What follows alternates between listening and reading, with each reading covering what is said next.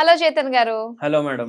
ఈ రోజుల్లో ఎవరిని అడిగినా కూడా చక్కగా చాలా సగౌరవంగా చెప్పుకునే మాట ఏంటంటే, నేను 50 ఏళ్ళు, 60 ఏళ్ళు సాధించలేనిది 20 ఏళ్లోనే సాధించాను అని. అవే మోకాలు నొప్పులు. వెరీ కామన్ అయిపోయిందండి మోకాలు నొప్పులు. సో, ఏ విధంగా దీన్ని ఓవర్‌కమ్ చేసుకోవాలంటారు? ముందు జాగ్రత్తలు ఏ విధంగా పాటించాలి? వచ్చిన తర్వాత హోమియోపతిలో ఎలాంటి రెమెడీస్ ఉన్నాయి, మెడికేషన్ ఉందని తెలుసుకోవాలనుకుంటున్నాం. మీరిప్పుడు సాధించిండ్రు అని చెప్తున్నారు కదా, 20 ఏండ్లకు మోకాలు నొప్పులు. మీరు ఒకసారి గుర్తు తెచ్చుకోండి. మీరు చాలా చిన్నగా ఉన్నారు, లేకపోతే మీకు ఒక 8 ఇయర్స్ 9 ఇయర్స్ ఉన్నప్పుడు మీ చెల్లెలు తమ్ముళ్ళు ఉంటారు కదా, వాళ్ళకు 2-3 ఏండ్లు ఉంటాయి కదా, వాళ్లకు ఇట్లా 1 ఇయర్ 1.5 ఇయర్ రాగానే అందరూ టాయ్లు అవి ఇవి తెచ్చి ఇస్తుండే కదా. కానీ అమ్మమ్మ ఇంట్లోకి వెళ్ళి ఒక చిన్న సైకిల్ వస్తుండే పిల్లోని కోసం, అవునా కాదా? ఆ చిన్న సైకిల్ వాడు పైడలు కొట్టుకుంటా మొత్తం చుట్టూ ఇంట్లోనే తిరుగుతుండే.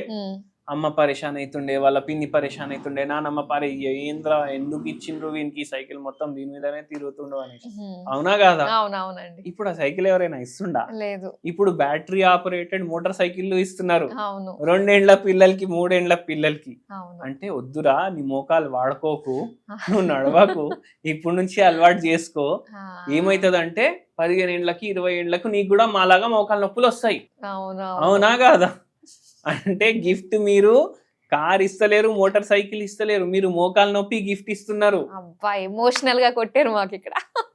నిజమే మేడం, నిజమేనండి. అవును, ఇంతకు అట్లాంటి కార్లు కూడా దొరుకుతుంటే దానికి కూడా పెడల్స్ ఉంటుండే. అవును, ఇప్పుడు అట్లా లేదు. ఇప్పుడు సైకిల్ ఉన్న దాని అది బ్యాటరీ ఆపరేటెడ్ దొరుకుతుంది, అది కూడా 3-4 ఏండ్ల పిల్లలకి. అవును, వాళ్ళకు ఫిజికల్ యాక్టివిటీ ఉందా? లేదు. అరే నీకు నీట్ల సీట్ రావాలి, నీకు ఐఐటీల సీట్ రావాలి, ఇప్పుడు నుంచే చదువు, 5:30 నుంచి నైట్ 9:30 వరకు నువ్వు చదువుతూనే ఉండాలి, సాధించాలి ఎట్లయినా చేసి అనేసి చెప్తారు. మొత్తం రోజు పిల్లల్ని క్యాంపస్లో స్కూల్లో కూర్చోబెడతారు. అది ఒక బిల్డింగే ఉంటుంది. అంటే అది ఎట్లా ఉంటది అంటే, ఈ పావురాళ్లకు జాలీలు ఉంటాయి కదా, అన్ని లైన్ గా ఒక 10 దాంట్లో కూడా 10 ఫ్లోర్లు ఉంటాయి కదా, ఆ బిల్డింగ్ కూడా అట్లనే ఉంటాయి. పావురాళ్ళు బదులు పిల్లలు ఉంటారు దాంట్లో. మళ్ళా దాంట్లో ఏసీ ఉంటది, ఏసీలా మళ్ళా పిల్లలు కోట్ వేసుకొని స్కూల్కి పోతున్నారు ఇప్పుడు. అంటే కోట్ ఏ ప్రాంతాల్లో వేస్తారు? చల్లగున్న ప్రాంతాల్లో వేస్తారు. వేడి ప్రాంతంలో కోట్ వేపించేసి వానికి ఏసీలో కూర్చోబెడితే ఏమైతుంది? బొక్కలు మెత్తబడిపోతాయి, ఆస్టియోపీనియా అవుతుంది. ఏసీ ఫుల్ 18 మీద 19 మీద 20 మీద పెట్టేసి కూర్చుంటారు. ఇది పిల్లల కోసమే కాదు, ముసలోళ్ళ కోసం, మిడ్ ఏజ్ వాళ్ళకు కోసం కూడా ఆస్టియోపీనియా డెవలప్ అయ్యే ఛాన్స్ ఎక్కువ ఉంటుంది. మొత్తం రోజు వానికి ఎండలో ఓతనే లేడు వాడు, విటమిన్ డి తగ్గిపోతుంది కదా, ఆస్టియోపీనియా అవుతుంది, ఆస్టియోపోరోసిస్ అవుతాయి, ఆస్టియోఫైట్స్ ఫామ్ అవుతాయి, ఆస్టియోఆర్థరైటిస్ అవుతుంది. అందుకే ఆ యంగ్ ఏజ్ వాళ్ళకి కాదు, ముసలోళ్ళకి కూడా చాలా తొందరగా. అంటే వాడు ముసలోడు ఏస్తోడు కాడు, బాడీతోటి ముసలోడు అయిపోతాడు వాడు. ఏసీ ఏం అవసరం మీకు చెప్పండి? చలికాలంలో బయట టెంపరేచర్ 21 ఉంటది, ఇంట్లో మనం 22 పెట్టుకొని కూర్చుంటాం, అవునా కదా? ఏం లాభం చెప్పండి మీరు? అరే లేదు పొల్యూషన్ వస్తుంది, మొత్తం కిటికీలు బంద్ చేయి, అన్ని బంద్ చేయి, వెంటిలేషనే ఉండదు. అదే బయటికి పోయిన గాలే మళ్ళీ పీల్చుకుంటా కూర్చుంటాం, ఏమైతుంది? ఆటోమేటికలీ బోన్స్ కి ఎఫెక్ట్ అవుతుంది. ఇప్పుడు డెలివరీలు అవుతాయి కదా, నార్మల్ డెలివరీ ఒకటి ఉంటది, సిజేరియన్ ఒకటి ఉంటది. నార్మల్ డెలివరీ మొత్తం దేశంలో అన్నిటికన్నా తక్కువ ఏదైనా రాష్ట్రంలో అవుతున్నాయి అంటే మన రాష్ట్రంలోనే అవుతుంది. చాలా తక్కువ. మళ్ళీ అది సిజేరియన్ చేపించుకుంటారు. సిజేరియన్ చేపించుకున్నాక మళ్ళా వాళ్ళకు తర్వాత ఏంది పరేషాని, ఏదో ఒకటి ఎపిడ్యూరల్ వల్ల ఒక్కొక్కసారి నడుము భాగంలో కూడా నొప్పి స్టార్ట్ అవుతుంది వాళ్ళకు. మళ్ళా ఫిజికల్ యాక్టివిటీ కొందరికి ప్రాబ్లం అవుతుంది. సిజేరియన్ వల్ల జనరల్ గా ఏం ప్రాబ్లం కాదు, కానీ చాలా తక్కువ కేసుల్లో అది కూడా ఆస్టియో ఆర్థరైటిస్ లాగా ఫ్యూచర్ లో అవ్వచ్చు. మళ్ళీ ఫైబ్రాయిడ్ అయ్యే ఛాన్సులు ఎక్కువ అయిపోతాయి వీళ్ళకు. గర్భసంచిలో ఫైబ్రాయిడ్ అయ్యే ఛాన్సులు ఎక్కువ అయిపోతాయి. ఫైబ్రాయిడ్ అయితే వాళ్ళు చాలా మంది గర్భసంచిని తీపించుకుంటారు. గర్భసంచి తీపిస్తే ఏమొస్తుంది? మళ్ళీ ఆస్టియో ఆర్థరైటిస్ అయ్యే ఛాన్సెస్ పెరిగిపోతాయి కదా. అట్లా కూడా చాలా మందికి అవుతుంది. ఇప్పుడు ఒక పేషెంట్ వచ్చారు, 48 ఏండ్లు పేషెంట్ కి, ఫీమేల్ పేషెంట్. వాళ్ళ ఆయన చనిపోయి 4 ఏండ్లు అవుతుంది. ఎట్లా అంటే క్యాన్సర్ వచ్చి చనిపోయారు. పిల్లలేమో 2 కూతుర్లు పెళ్ళిళ్ళు అయిపోయినాయి, బయట సెటిల్. ఒక ఆమె ఆస్ట్రేలియా, ఒక ఆమె యుఎస్. ఇప్పుడు నేను ఒంటరిగా ఉంటున్నా, నలుగురు పని చేసేవాళ్ళు మా ఇంట్లో, నలుగురు పని చేసేవాళ్ళు మా ఇంట్లో, కానీ ఎవరు మాట్లాడుకోవడానికి లేరు. నేను ఎప్పుడు నా జీవితంలో ఎంచుకోలేదు నేను వేరే వాని మీద ఆధారపడతా అనేసి, మోకాలు ఇట్లా పోయినాయి అనేసి. స్ట్రెస్ ఏముండే, వాళ్ళ ఆయనకు అట్లా ప్రాబ్లం అయింది, ఆయన చనిపోయిన తర్వాత ఈమెకి ప్రాబ్లంలు స్టార్ట్ అయినాయి. ఓకే. ఈడికెళ్ళి కిందికి పోవడానికి కూడా మనం లిఫ్ట్ వాడతాం, కానీ లిఫ్ట్ లేకపోతే మనకు ఆ కాన్ఫిడెన్స్ ఉంటుంది, నేను మెట్లు దిగేసి వెళ్ళిపోతా అనేసి. అవును. అంటే ఏం పని చేసినా మనం సెల్ఫ్ గా చేసుకుంటాం, ఆ సెల్ఫ్ గా మనకు పని చేసుకోలేకపోతాం అనేసి మనం ఎప్పుడు ఊహించుకోము. అవును. ఆ పరిస్థితి వస్తే మన ఈగో బ్రేక్ అయిపోయినట్టు అయిపోతుంది.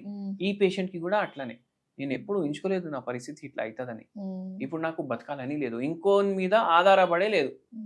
ఇప్పుడు ఏంది, వంటకి ఒకడు, అంత ఇల్లు సాఫ్ చేయడానికి ఒకడు, ఎవరి కోసం సాఫ్ చేయాలి, ఎవరు వస్తుండు, ఎవరు ఉంటుండు, ఎవరు చూస్తుండు, అవునా కాదా?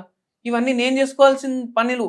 ఇప్పుడు రేపేమవుతుంది, నాకు కూడా సాఫ్ చేసేటోనికి ఒక మనిషి అవసరం పడతాడు, దానికైనా ముందు నేను చచ్చిపోవాలి అనిపిస్తుంది. అలాగా అట్లా అనిపిస్తుంది. మేడం, మనం మందులు ఇచ్చినాము, మోకాలు నొప్పులు ఇంకా గ్రేడ్ 3 ఆస్టియోఆర్థరైటిస్ ఉండే వాళ్ళకు ఏమన్నారు, ఎప్పుడో ఒకసారి మీరు ఆపరేషన్ చేయించుకోవాలి. ఎప్పుడు చేయించుకుంటారు మీరు ఆలోచించుకోండి, ఒక 2 ఏళ్లకు 3 ఏళ్లకు మీ ఇష్టం, ఇప్పుడు నడుస్తుంది పని నడిపియండి. మనం చెప్పినాం సరే 2 ఏళ్ళు టైం ఉంది కదా, అప్పుడు వరకు హోమియోపతి వాడండి. 2 ఏళ్ళు ఏంది, 1 year లోనే మోకాలు నొప్పులు తగ్గిపోయినాయి పేషెంట్. ఈ రోజు వరకు ఆపరేషనే చేయించుకోలేదు. చాలా బాగుంది. అట్లా ఉంటది. మళ్ళీ మనం ఈ పేషెంట్ కి ఒక హోమ్ రెమెడీ కూడా చెప్పినాము. హోమ్ రెమెడీ ఏంది అంటే, ఇప్పుడు మీరు ఒకటి చూడండి, ఇవి చేస్తే మోకాలు నొప్పి ఆపరేషన్ పోతుంది, ఆపరేషన్ చేపించే అవసరం ఉండదు అని కాదు. మనము హోమియోపతి మందులు ఇస్తాం. ఇప్పుడు ఈ పేషెంట్ ది వెయిట్ ఎక్కువ ఉంది, కొద్దిగా షుగర్ వ్యాధి కూడా ఉంది, మళ్ళీ దాని తర్వాత మోకాలు నొప్పులు ఉన్నాయి. ఇప్పుడు ఇవన్నీ తగ్గాలి అంటే ఈ పేషెంట్ కి మనం ఏం చెప్పినామంటే జిన్సెంగ్ టీ తాగండి అని చెప్పినాం. ఓకే. జిన్సెంగ్ టీ అంటే ఏమవుతుందంటే, జిన్సెంగ్ టీ తాగితే మనిషి యంగ్ అనిపిస్తాడు అనేసి అనుకుంటారు ఏంది, అది ప్రూవన్. అది అంటే 40 ఏండ్లోడు 30 ఏండ్లు కనిపిస్తాడు, 10 ఏళ్ళు తగ్గిపోతుంది. అందుకే యాక్టర్లు, మోడల్ వాళ్ళు చాలా ఇది తాగుతారు. ఓకే. ఇది ఒక టైప్ ఆఫ్ టీనే, కానీ మనం యంగ్ కనిపించడానికి తాగట్లేదు. మన బాడీలో యంగ్ ఎప్పుడు కనిపిస్తాడు మనిషి, ఎప్పుడైతే యాంటీ ఆక్సిడెంట్లు ఎక్కువ ఉంటాయి బాడీలో, ఇన్ఫ్లమేషన్ ఉండదు బాడీలో, ఇవన్నీ ఉండకపోతే మనిషి యంగ్ కనిపిస్తాడు. అబ్బా ఏమైనా మెయింటైన్ చేసుకున్నారా అనేసి చెప్తారు కొందరిని చూసి. అరే ఏంది మీరు ఇంత ఏజ్ ఉండి కూడా ఇంత యంగ్ కనిపిస్తున్నారు అని.